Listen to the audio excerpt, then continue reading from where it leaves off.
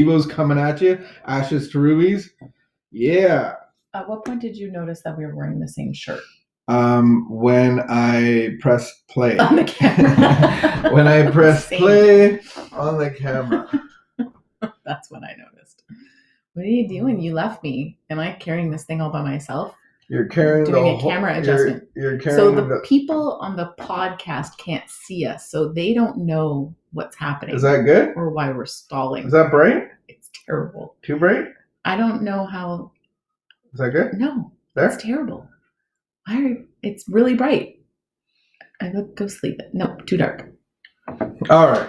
We're just going to leave it at that. There we go. Good morning. Oh, good morning, friends. Cut the first No, it's 50 minutes off the podcast. No, when I noticed that we were wearing the same shirt, although you have a different type of top. Yours is a hoodie. Yours is a t-shirt hoodie. Mine's put your hood up. Yeah. A thin hoodie. And mine is a t-shirt.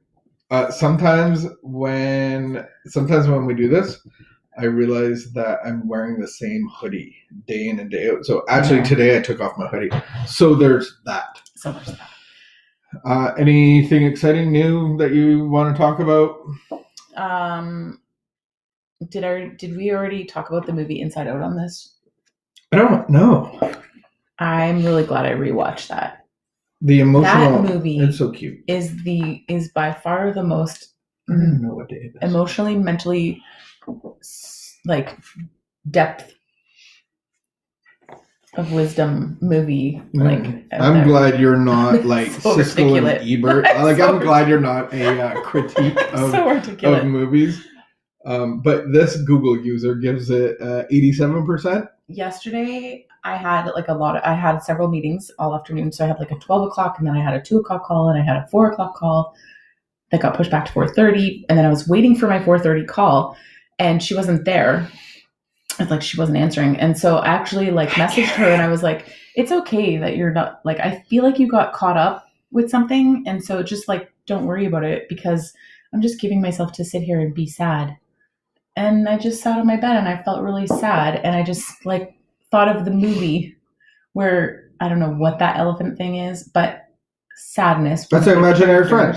Goes and sits beside the imaginary friend who's everybody has. No longer useful because the little girl's 11 now. She doesn't need an imaginary friend.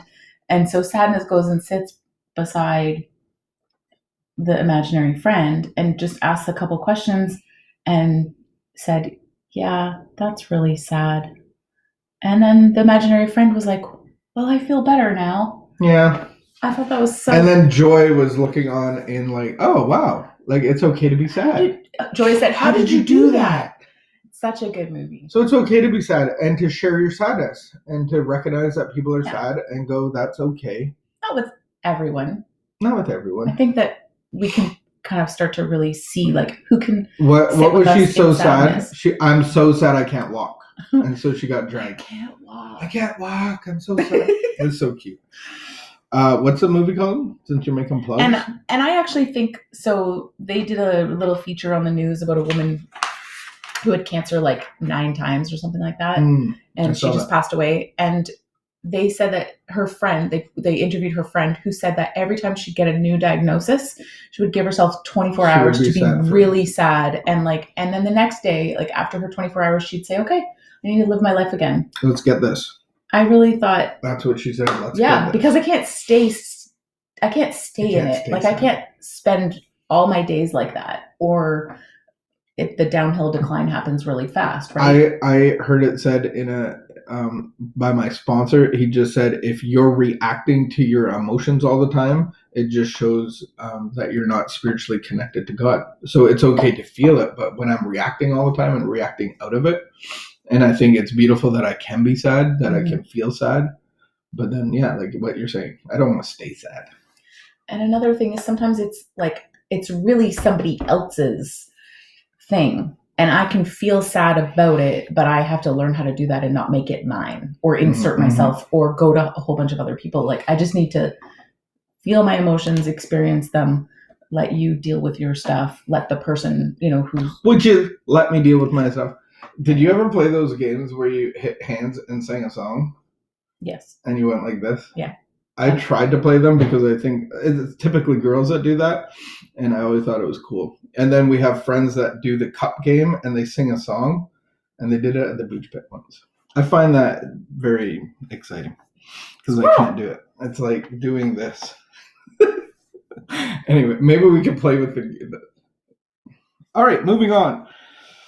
Transitioning into the devotional, and I'm going to do you the favor because it's February the 4th, which is your read, but I'll take this one. Because the next one's really long. Maybe.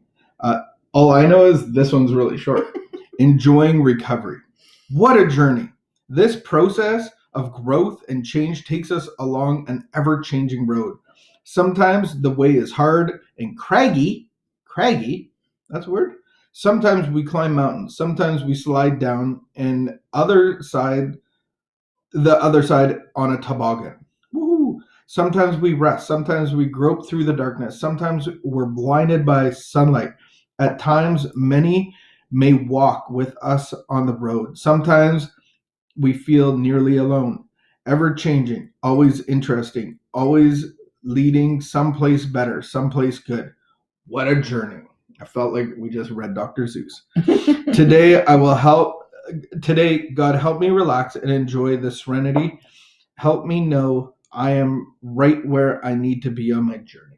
Mm-hmm. Amen. That's what my sponsor challenges me with that all the time. He encourages me with that. Is like, you're exactly where you're supposed to be right now. Even though you're confused and your questions don't make sense, you're exactly where you need to be. That's probably when he doesn't know what to answer anything. He's like, you're where you're supposed to be. Good job. Yeah, I think that I spent a good portion of last year like learning to relax and enjoy the scenery. That, how do I sit on my deck and drink a coffee and listen to the birds and not feel anxious or like frantic or like be like running over and over and over in my head, whatever things they are that go through my head. You don't want to know all that. I don't want to know. No. But yeah, being still. It took me several months to learn how to sit quieter. And I'm sure for many people, that's an issue, right? Mm-hmm, sitting still. I think those are the spectrums of joy, of being still, being healthy enough to not have your mind keep racing and anxiety. But then there's the louder side. Mm-hmm. And so I'm more familiar with the louder, but I could never be still as a kid. Like, I was always moving. I was always doing something, getting into something. And I love stillness now, but I love boisterous joy. And I remember Pastor Andy took us to Montreal. He had to speak at a church there. And so after the service, one of the worship leaders, he's a very slender, slim guy, like an athletic, but very slender, nice, beautiful beard. And Andy said, would you tell us where to go eat? And I'm like, Andy, you don't want the slender, skinny guy telling us where to go eat. He probably doesn't eat the same thing but the guy guided us into this taco place, into this Mexican place. And at the Mexican place, they had those like massive drinks, the margaritas, and everybody's drinking. And then our table, we're just getting tacos, and we are laughing so hard at things. And it's like, we're the sober people in the place, but everybody thought we were probably hammered. And that's the joy of recovery, of being able to be in an environment, being comfortable, laughing, and without alcohol or drugs. And I was realizing that like in this time, I've actually like set it up so I pretty much have something every day that I've made them have to's. Like today this is happening, and I stick with those things. Like I typically don't cancel things off my calendar like on the day. So just because I'm feeling that's a very healthy sign, by the way. Doesn't mean that I'm not going to do something. And so it might look a little bit different, but I know for me, I need a few things during the week that are with like friends. So everything pretty much involves Zoom. I need a few things that are friends, but then I also need some things that are going to be like there's going to be people that are stranger oriented. Like voyeurism? No, like what kind bigger meetings okay. where I don't know everybody. and I go Not early. just like spying on people. No, that'd be so weird. You just made it so weird.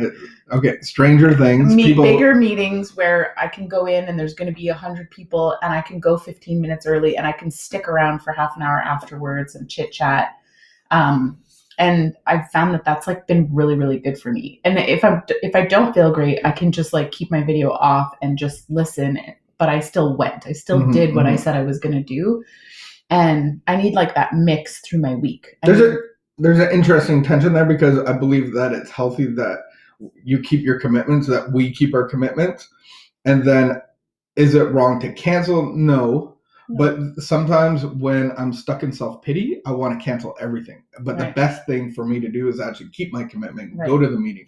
And not saying that every day is going to be a pack of happy Jolly Ranchers and enjoying recovery, because we will feel sad. We will feel overwhelmed. But canceling things probably can even make that worse. I don't feel like I've never really been someone to cancel things. And I mean, it's not like I don't really get sick that often.